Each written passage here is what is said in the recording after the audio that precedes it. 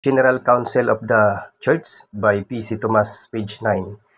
Sabi dito, in the year 313, by the Edict of Milan, Christianity became the official religion of the Roman Empire. Constantine, who promulgated this edict, was not yet a Christian. With this, idol worship was abandoned by the Romans. Kung atin pong napapansin mga kapatid, ito po ay 3 siglo pa lamang po ng panahon. At alam po natin na ang Roman Empire ay pagan po ang kanila pong worship. Pero dito po, simula ng niyakap ni Emperador Constantine ang Christianity, sabi po dito ay Christianity become the official religion of the Roman Empire. At hindi rin po totoo yung sinasabi, mga balibalita natin na ipinasok ni Constantine ang pagan worship dito po sa simbahan po na itinatag ng ating Panginoon. Kundi ang nakalagay po dito, with this, idol worship was abandoned by the Romans. Siya pa nga po ang nagpa-abandona sa mga pagan worship, mga idol worship.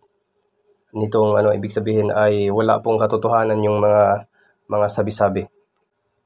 Hindi rin po totoo na si Constantine ay inusig po ang Christianity dahil po ang matinding pag-uusig po nagsimula noong 67 AD sa panahon po ni Nero hanggang sa 303 sa panahon po ni Emperor Diocletian. Year 312, niyakap ni Emperor Constantine ang Christianity at nagkaroon na po ng 30 na mga Santo Papa po sa Santa Iglesia Katolika Apostolika Romana. Kaya hindi po totoo ang mga bintang na sinasabi na si Emperador Constantine po ang founder ng Roman Catholic Church. Kasi nga po, bago pa po siya pumasok dito, ay 30 na papa ang nakaupo.